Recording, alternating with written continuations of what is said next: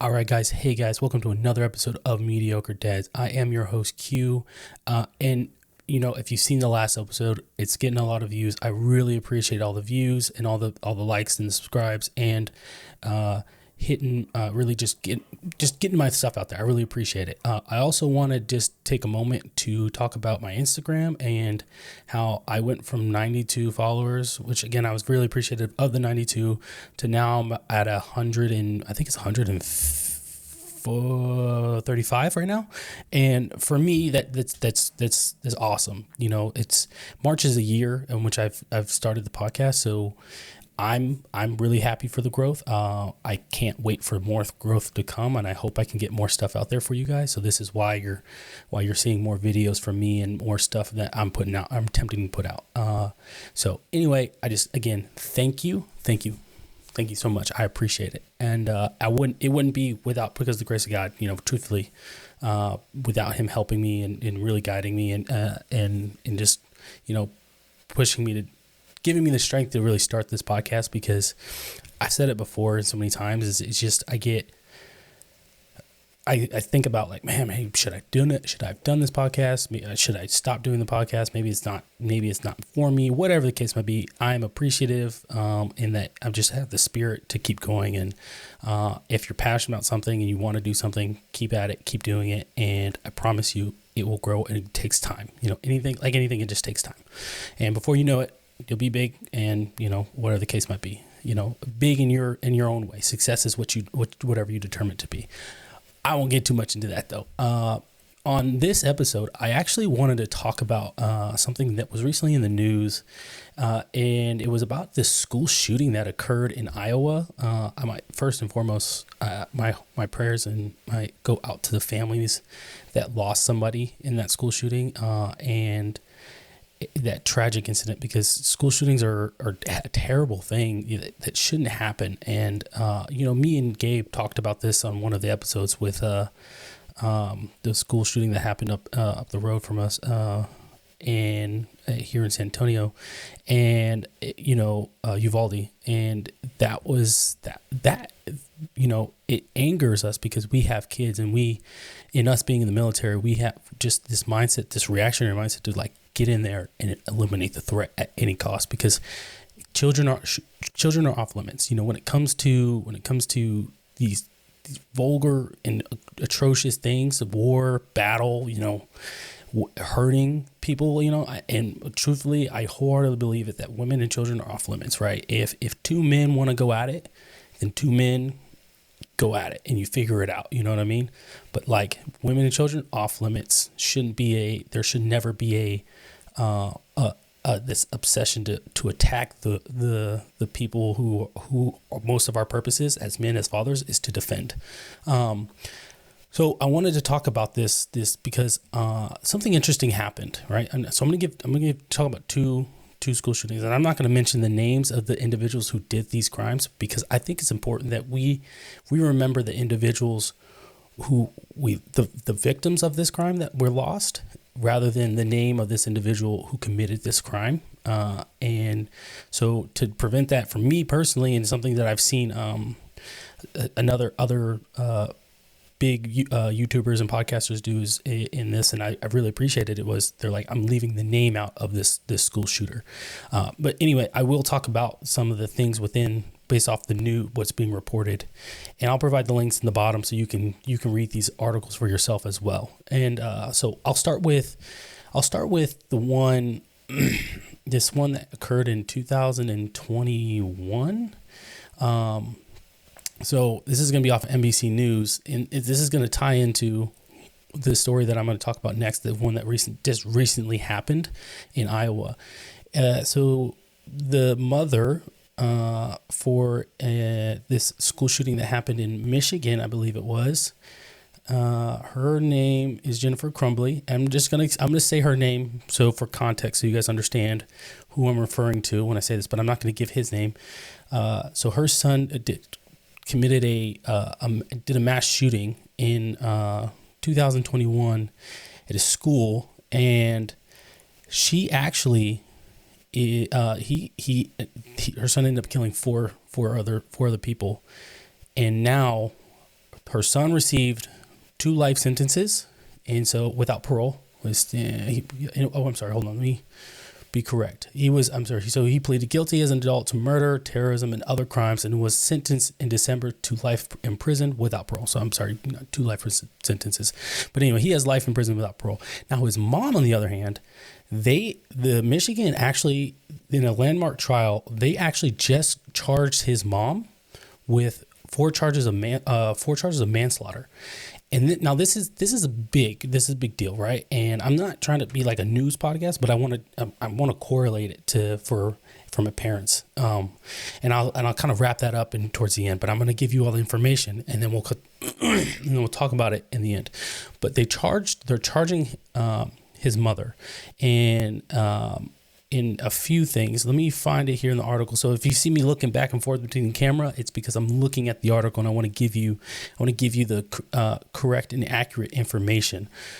So let me find it here. Let's see. On Tuesday, was convicted. Let's see. When was this? This was 2 days ago. Okay, so on the 7th, she was convicted on Tuesday for involuntary manslaughter in an unprecedented case, right? Because normally you only charge the individual, you don't charge the parents, right? But she was charged for 4 counts of manslaughter for each of the individual's life that was lost on that day, and and the jury did find her guilty of this, and she's looking up to 15 years in prison for per count, and so 4 times 15, you do the math. I'm not great at it in my head when it comes to that, but you do the math, 4 times 15, and she'll be sentenced on April 9th.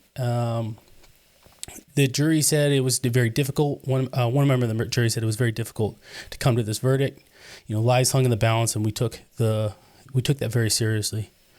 And then they said, the juror went on to explain the things that really hammered it home was that she was the last adult with the gun. Okay, so to give context, on his birthday, prior to, I guess his parents bought him a gun, and the following day, he used that same gun that his parents bought him to commit this shooting.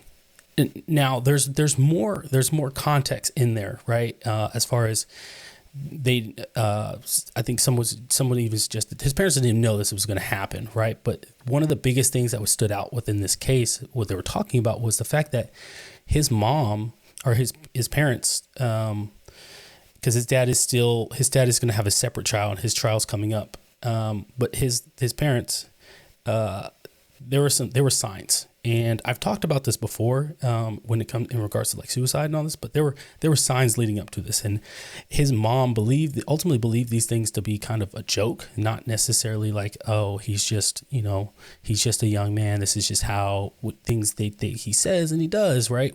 As if there were no consequences. And then the consequences were that 4 people's lives were taken on that day when a lot of this could have been avoided.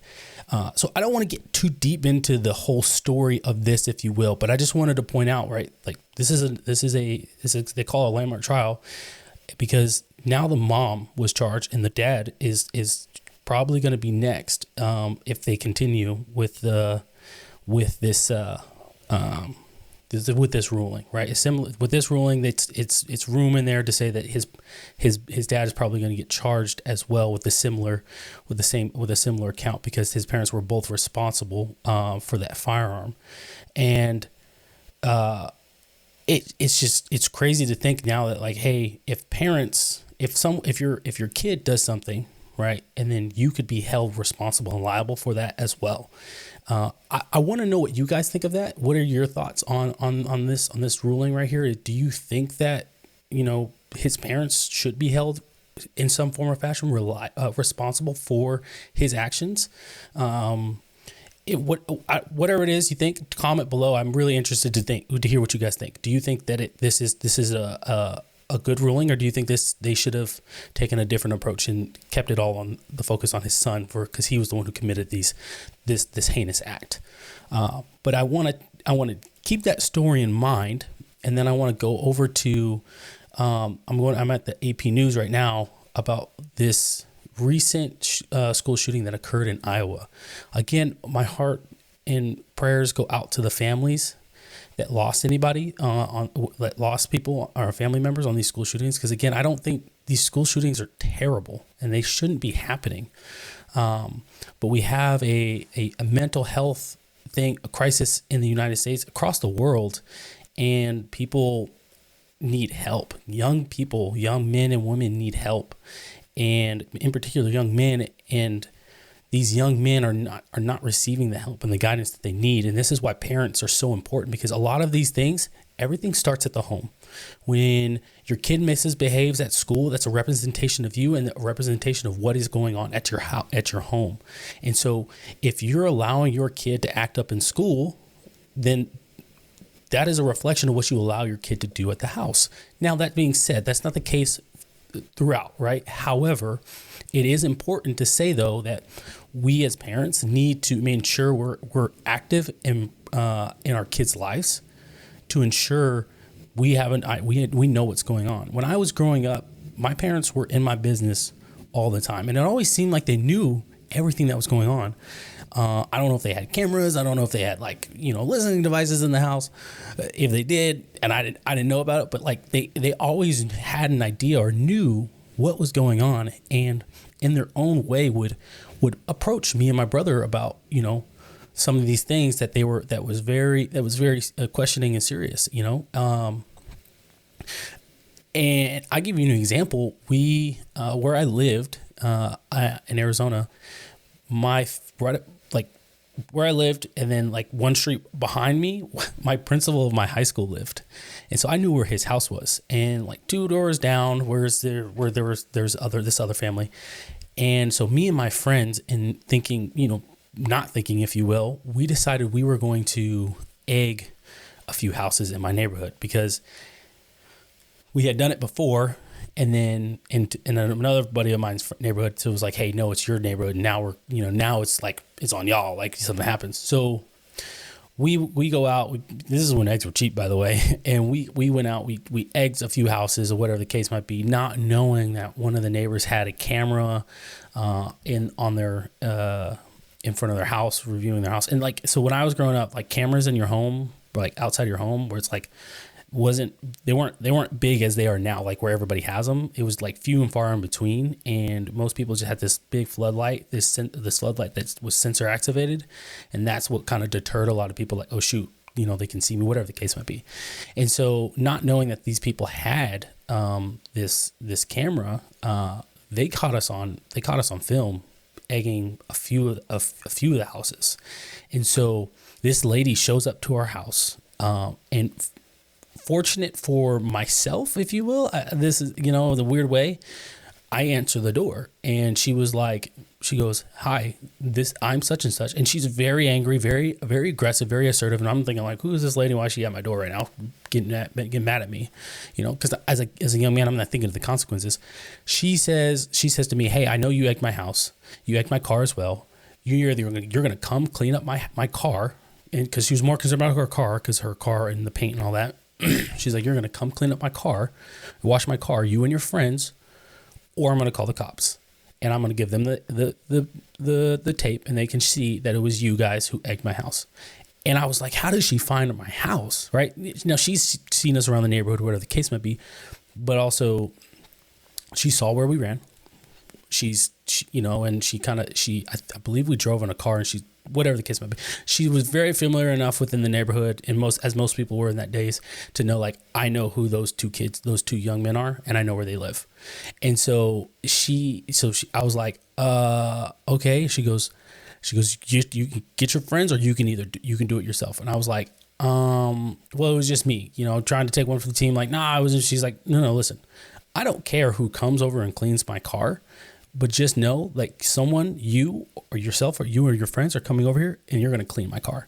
And so, long story short, me and my brother go over there. We clean her car. We clean off the egg. We make sure we get it really well. And we apologize. And she was like, hey, I understand. I used to be young as well. However, you guys have to start thinking about your consequences of your actions. Now, my parents caught wind of this, and we got in even more trouble, and whatever the case might be, because then not realizing the consequences of like getting vehicle insurances involved if we weren't able to clean off the egg and all that. Right? I tell that story not as a comparison story, but I tell that story because then it became the responsibility of my parents, that if something else needed to be done, their insurance, their homeowner's insurance, and whatever the case would have to get involved. And then now it became part of my parents' responsibility for my actions, right? And that's how I would correlate it together. So going back to this school shooting right here in Iowa that just recently happened, Perry High School, this young man here went and killed several people, one of them people being the principal.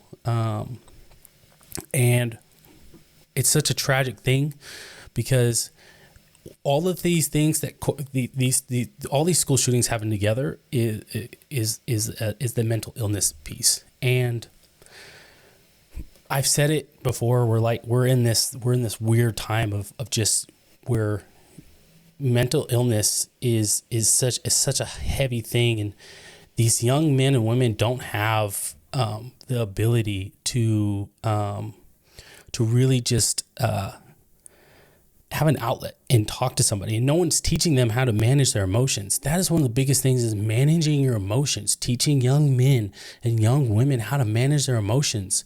Now, it's for men and women, it's different how you teach them to manage their emotions, right? Men tend to be more aggressive, and so you have to teach them, when it comes to managing their emotions, that they have to look for different outlets to taking their anger or their sadness or whatever it is. They have to look for different outlets to taking it out, right? And so for a lot of young men, it's sports. Even women in that regards, it's sports. It's extracurriculars, doing things that getting the mind, refocusing the mind, right? Doing something that shifting your focus. And so when I was a young man in high school or middle school and high school, I started playing basketball, and I found a passion and love for basketball. And basketball is what kept me on the straight and narrow. But a lot of kids today don't have these sports, is because from the beginning we hand them these devices and say, hey, get out of my face, and go do what you're gonna do. You know what I mean? Like that's kind of like the parenting of millennials, of what I've noticed this generation. And so we've taken it back from like, hey, where kids come home and the first thing you do is homework, and then you kick them outside and you say, hey, when the street lights come on, you come inside, right? And just kind of letting them go play and hang out with their friends and taking all that energy out. But now they have all this pent up energy and these feelings and emotions, and they're being constant, the brains are constantly being stimulated. And so it's just a hit of just constant overstimulation. And then we're telling them, oh, go to bed. And their brains and their minds are just at this point of just high peak of just like, oh my goodness, I've taken in so much of TV, of this screen, of just everything in my face, rather than I've enjoyed the outside, getting the sunlight, running around, energy, hanging out, talking to friends, and building those relationships. I really want us to get back to those times because I think, again, how I was raised, and how a lot of people who are my age were raised and before, where you were able to, the cause and the effect of it was like, okay, hey, the kids spent a lot of time outside and hanging out with their friends, and you went wherever you went, and you let your parents know, whatever the case might be, and there was a lot of trust in that relationship. But then also the effect of that was, when we got older, we understood like, oh, okay, like, hey, like I understand, like, if I do this, consequences of this, whatever the case might be. So it's different times. I understand that. And even for my kids, one of the things that we do now, me and my wife, is when, if we're all home, when they get home from school, meaning if I'm home from work and when my wife and the kids are getting home from school, then the first thing that we do is we come in, everybody will get a snack, and we'll head straight to the park. We have a park down the street from my house. We'll head straight to the park, and we'll allow them for 15, 20 minutes to run around, have a good time, and really play with each other and be outside. Just letting out some of that pent up energy and that stress of the day that they experience, right? Because kids do experience these things. And again, outlets, they need outlets to relieve all this built up energy, because they're energy monsters. If you have kids, you know what I mean. They're like full of energy, and they're energy monsters. But yeah, we take our kids to the park now right after school, because we want them to be able to just kind of relax, and they enjoy it. They do have a good time, and if there's the kids there, they'll play with the other kids and get them build those interactions and those relationships and within their community. again, I'm not trying to get too sidetracked. I don't want to hyperfixate on the school shootings themselves. I just want to bring those in as kind of talk about those. But I really want to begin focusing on is the mental health aspect. And why I want to hyperfixate on this so much is because I know a lot of people politically want to talk about, it's these parents' faults with the guns, right? By teaching these kids are having guns in their home and having these and all these things, and with guns, it's the guns' fault, and gun people want to be like, blame the guns, ban guns, all these things, and these things would happen, whatever the case might be, which I don't think is the case at all. I am a person who is fully who wholeheartedly believes in the effectiveness of guns, but in the right way. And what I mean by that is protection, and protecting yourself and your family and society, right? And so like I am firmly a believer of that, but I also believe that if we're gonna introduce if you're gonna have guns in your home, one, you need to lock them up. They need to be secured at all times. And then two, if you're gonna have guns, you're gonna need to teach your kids proper gun safety. And and I believe that because when you teach a kid something and they understand it, they can understand and comprehend the consequences of those things. So when my wife was younger, her dad, he hunts and all that, and does the whole hunting thing and all that and that jazz. He took his kids, each of them, when they turned around 8 to 10 years old, he took them to the range, and he got them. First, they all went through a gun safety course. He took them all through a gun safety course, and then it was a kid-friendly gun safety course. And then following that, he purchased their own little 22s. It's a smaller caliber, more for to help with kids get used to the kick of any firearm, whatever they're using, whatever they're shooting. And he took them to the range, and they put what they were just taught into practice, and saying, okay, hey, trigger discipline, gun on safe, point the gun in a direction in either down in the direction you intend to shoot, and if you don't intend to do anything with the firearm, put the firearm down at all times. Just some little tips and are big things when it comes to having a firearm, and then actually showing them like, okay, now you're going to actually be the one to shoot this firearm. And so the understanding like, okay, there's this projectile. Oops, excuse me, I got a timer on here. There's this projectile that comes from this firearm, and so it's very dangerous. And the effects of that, seeing that hole in that paper, right, that target, like it builds an understanding. Like I don't want to ever like it almost scares most kids. I'm telling you truthfully, it almost scares most kids. And so like even in the military, I've met a lot of young kids that I've met today. The first time they shot a gun was in the Army or in the military, and I understand it. Not everybody comes from a place where guns are like, teaching them to use guns because they're either the family doesn't hunt or whatever the case might be. But the moment they learn about it, a lot of them get a little nervous. Excuse me.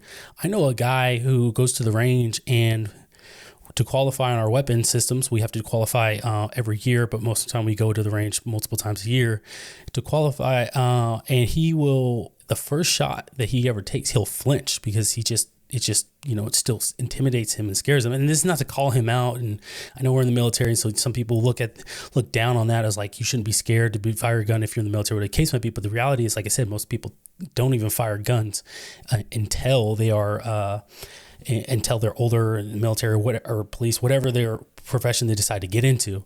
But again, that gun safety is important in teaching these kids the gun safety. But again, going back to the aspect of, what are we doing to be a part of our kids' lives? What are we doing to ensure that our kids are taken care of? So one of these things that I do with my daughter that I try to implement as best as I can is Wednesday night. It's either like Tuesday and Wednesday nights. I like to. This is my oldest one. I like to sit down with her.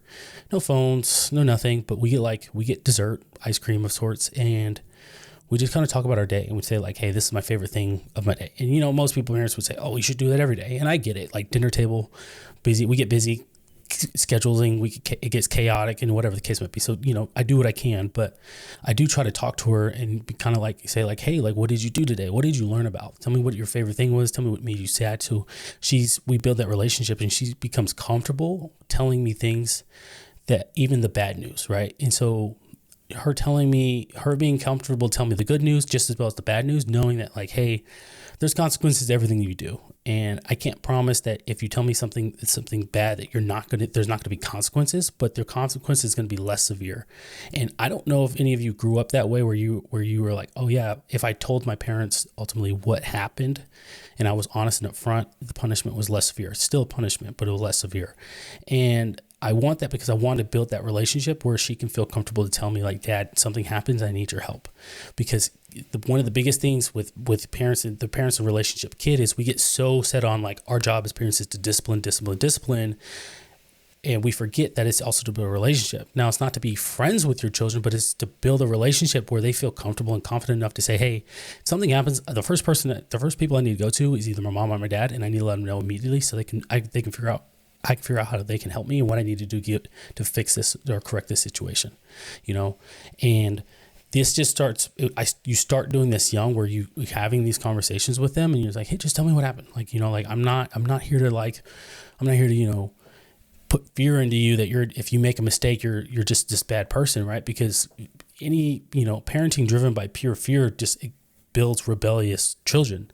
And in some aspects of my life, and I know for my wife and for other people, like there was this fear factor of our parents that did lead to some rebellion in some form or fashion. And I've said this before, I wasn't the greatest kid in school, but I did get to a point where I felt comfortable enough to talk to my parents about certain things that was going on, and they helped me, and I was able to get through those things, and I prevented a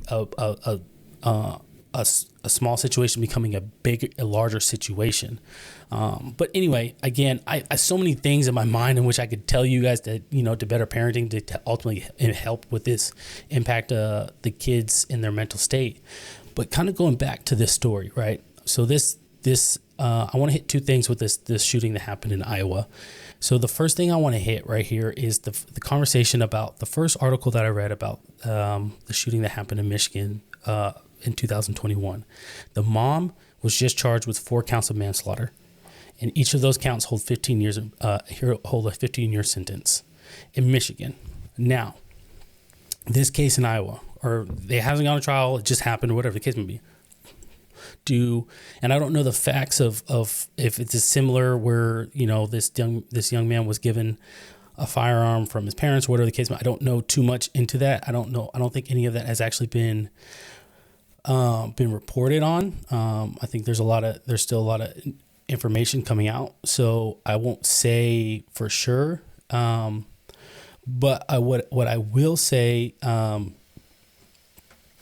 nonetheless, do you think the parents in this case should receive the same punishment as the mom in the Michigan case? Right? Do you think if that's the precedents that we're setting, do you think that this should still apply?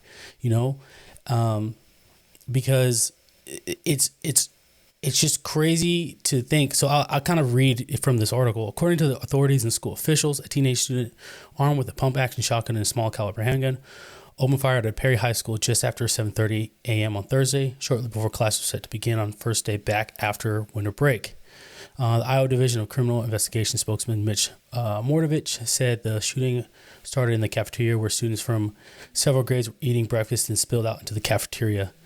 And then it goes on to the student who was killed was 11-year-old Amar Joliffe. I'm sorry if I'm butchering that name. And was shot 3 times, though details were I won't get into that. I don't want it to get tragic. I don't like hearing about kids dying. But then it also said Perry High School principal Dan Marburger and 6 others, including 2 staff members and 4 teenage students, suffered injuries ranging from significant to minor. The high schooler identified. I'm not going to talk about that person. The person who did this act died of a self-inflicted gunshot. Let's see. let's see, also had, wow, it says here, Butler, this individual had authorities called on a rudimentary improvised explosive device that was safely disarmed. So this individual had planned for things to go a lot worse very quickly. But that individual, again, that just kind of gives a brief. You guys can go read the articles. I'll post them down below. But again, it's just kind of crazy. It's a mental. I wholeheartedly believe it's a mental illness thing, and that needs to be addressed. And I don't know how we can get these kids the help that they need. I mean, I do. It's simple as just talking to them and parents. Let me rephrase that. The best method, I think, where we start that and where we can continue on, right? Because I don't believe I have all the answers. Is it starts in our home. It starts with, believing in something and teaching our kids morals and ethics and consequences to life. In my household, and you guys have heard me say this before, I am a firm believer in Jesus Christ, that He died on the cross for our sins, and in my household, we do read the Bible. We read the Bible, and we go to church on Sunday, and we get in that spiritual intake that we need, and that I teach that to my daughter, teaching her who Jesus Christ was, and teaching her some of the lessons that He instilled into us through parables within Matthew, Mark, Luke, and John, and then also teaching her about why we celebrate some of these holidays, we partake in these holidays such as Easter and Christmas, right? Two of those, I'll name those two being the two biggest ones in the year within the Christianity faith, but why we celebrate those and the importance of those, right? Like for Christmas, right? It's not just about getting the presents. It's about the, holy goodness, right? And I teaching her what it's about. Easter, the same thing, right? Easter's not just about the bunny and the jumping around and getting eggs. Like, no, like it's symbolic, and it means something. It means something more. And I teach them that, and we read the story, the biblical story, every Christmas and every Easter. So kind of get it instilled in their head. So my daughter, she's very familiar with the stories. She can tell you about, she in her own way, right? she can talk about, she knows that Jesus Christ died on the cross for our sins, and she's even asked me questions about it, and I'm happy to answer the questions, but sometimes I get a little nervous because I don't want her to hyperfixate on the fact of Jesus on the cross and this person dying on a cross, right? It's so weird to say, right? Because I know within my faith, that's important, but as for a 5-year-old, I want her to know that Jesus Christ died on the cross, but I want her to know that, but I also want her to know more. I more importantly want her to know why He died on the cross. I want her to know the why first, and then the how can come later on as she's older and she has a bigger and better understanding of the world previously and what was going on in that time and what death is and all that stuff. But anyway, in my family, that's the foundation for us, right? And we're everything we have is built on that foundation. I'm thinking the firm foundation. I'm thinking of singing the song, but it's built on that foundation, and then from there, everything that we do, everything that I'm teaching, I want to instill in my daughters and teach them is built from that, and built from a biblical teaching. And if you're not spiritual, my goal, my hope is that everyone out there, start reading the Bible, looking into who Jesus Christ was and why He died on the cross for our sins, and really ingraining yourself into this teaching to kind of figure out for yourself, oh, okay, I didn't know this. I've been reading my Bible so much more now that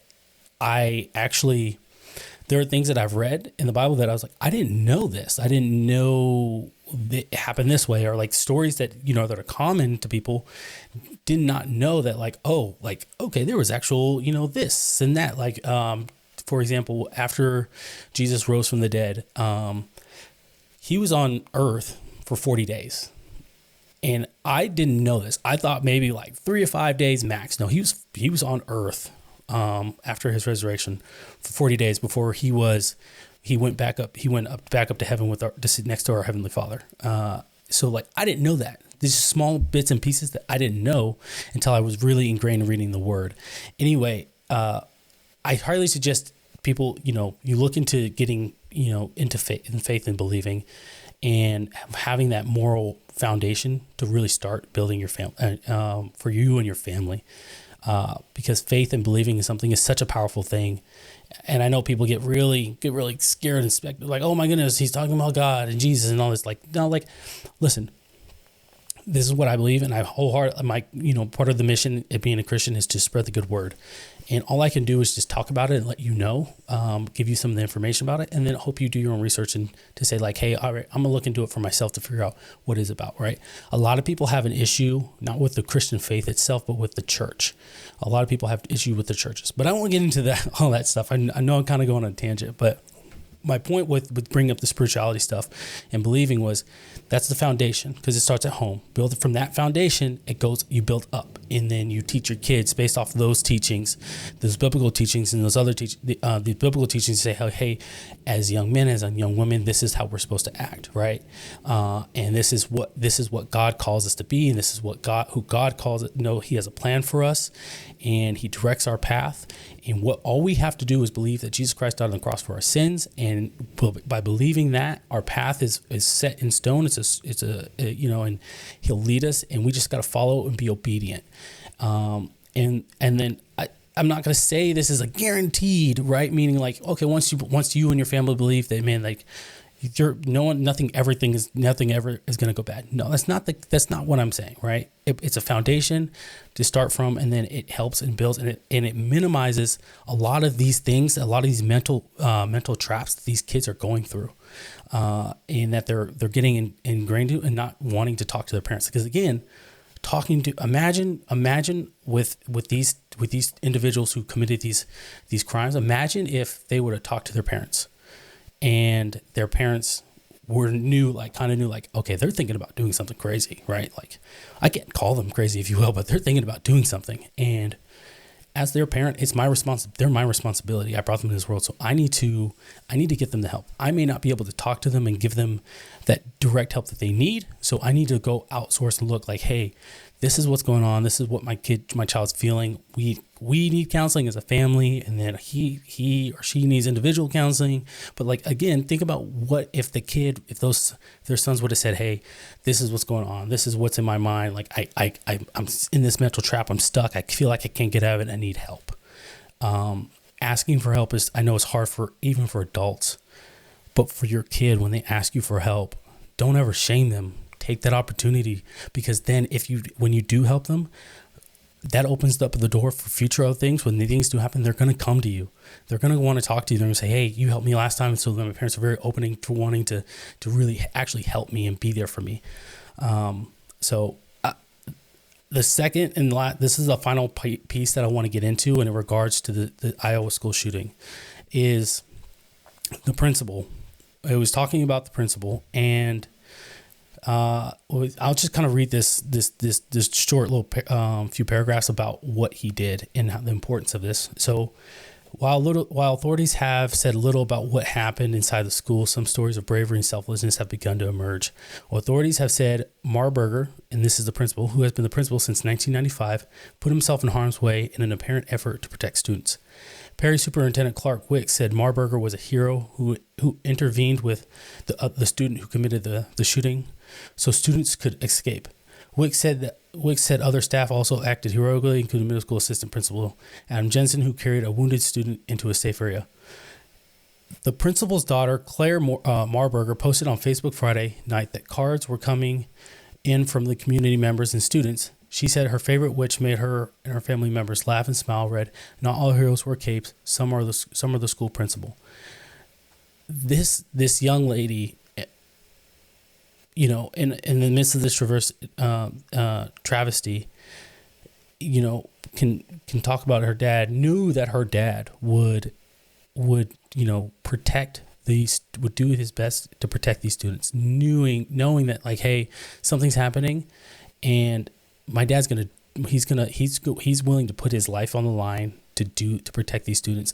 It doesn't say here clearly. I think last time I read, I think I think he did end up passing. I'm not too sure. I'll get some more information on that. But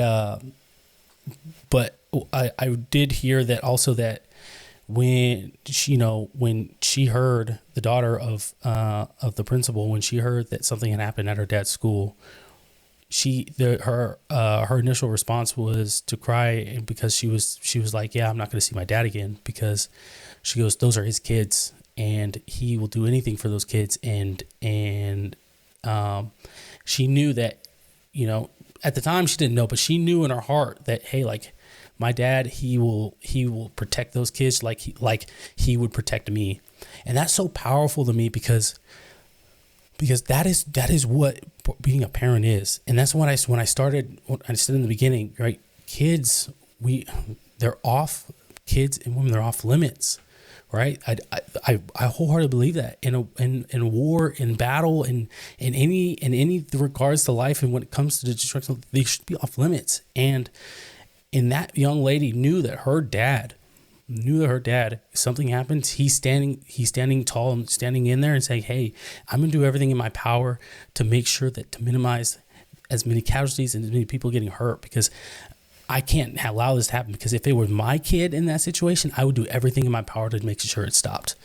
And so for me, that's just really powerful. And again, solid to what this principal did. Okay. I wholeheartedly appreciate what that principal did. And,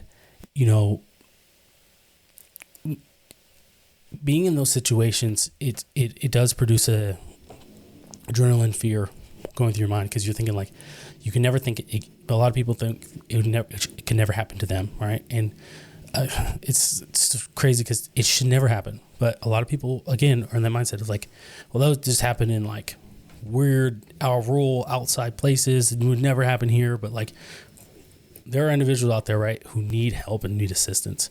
And I wholeheartedly believe it starts in our home, and then those parents doing the right thing to seek help, seeking out, therapists, counselors to help these young men and women to receive the mental health that they need. I don't want to, again, it's not about being a news network here. It's just about, as parents, it starts with us. And if you're a parent, you need to take the responsibility and the burden on your shoulders, especially you're a father. Take the responsibility and the burden on your shoulders to say, hey, I need to ensure that my kids are going to become, good members of society. And in order to do that, there's lessons that they have to learn as they're growing up. And they're not going to like every lesson. I promise you, they're not going to like every lesson that you give them. But I promise you, the rewards of these lessons that are learned at a young age you'll see that you'll see the what comes of that later on in life, when you're like, I that's something I remember teaching them that. And or your kids will say like, hey, when I was this age, you said this or did this, and that kind of put in my head that I'd never do this again. And that's why I've never done that again. Right. And so kids remember those things. When I was young, my parents, used to tell us about like drinking, and how like drinking you shouldn't be drinking at a young age. You should wait till you're 21, as the law says, to drink, and you're your own adult, and whatever the case might be. When I was in, high school, again, people having parties, drinking. Like I didn't drink a sip of alcohol in high school. And because I was afraid to get drunk. I was afraid that like, oh, I'm going to drink, and then I'm going to be drunk. And then if I'm drunk and I need to drive, I get home for whatever reason, right? Like I'm going to hurt somebody. So that fear was ingrained in my head from a young age, when I started going to parties and all that with my friends, that like, I didn't do it. I didn't start drinking until I joined the Army. And I know some people won't believe me when I say this, but like wholeheartedly, I didn't start drinking until I joined the Army. And I was, 21. Yeah, I was 21. I remember where I was. I was in Fort Irwin. We weren't at NTC. It was a training event before Fort Irwin. I turned 21, and it was like one of our last 2 nights there, and I had my first drink. And I got a little buzzed. The first time really drinking, had like 2 beers, and they're like this big or whatever. And I and I was a little buzzed and, saying some stuff. And like from that point, I was like, oh, this is what drinking is. But I don't like the taste of beer, and I don't like the feeling you get when you're drinking. So, anyway, I say that because, again, lessons from when you're young and can impact the decisions you make when you're older, right? They just need to be good lessons and solid lessons. There's many ways to teach your kids different life lessons. Not all of them need to come through yelling or spanking and whatever the case might be. You just have to find different tips and tricks in which to implement some of these lessons, right? And the internet is a wonderful thing, but it's also a dangerous thing. So be careful what you're doing research. But again, there's a lot of scholars who are Christians, believers and how they, what they say, hey, is biblical teaching, as well as, hey, this is one of the best methods, trusted methods in which you should, how you should punish your kids and give your kids lessons and whatever the case might be. So I encourage you guys again to just look into it, and I'll put some books down below in the description as well that I'm even reading right now. That are one of them it's phenomenal. Matter of fact, I'm going to look it up here real quick. So forgive me if you see me looking down. I'm going to look it up, and I'm done talking. I promise. Let's see.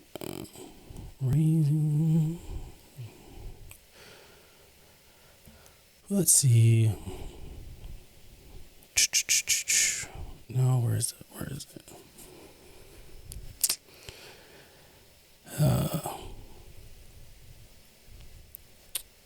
Oh my gosh.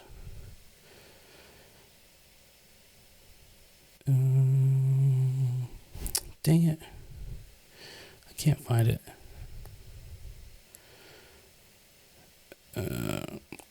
Here we go. Okay. So it's called Bringing Up Girls, Practical Advice and Encouragement for Those Shaping the Next Generation. Click on the thing. Next Generation of Women. And it's by Dr. James Dobson. Again, I'll post the link to this book in the description. I'm reading this book right now, and man, I am getting a lot of, it's reminding me a lot of things. It gave me a lot of insight into helping me be a better father to raise my daughter, and understanding, again, mentality and all those different things that come with raising girls. Again, I won't talk your ear off anymore, but guys, if you know somebody that needs help, please help them, get them the help they need. Parents, if you haven't noticed and you're starting to notice now, please talk to your children. If they don't want to talk to you, find them someone to talk to. I promise.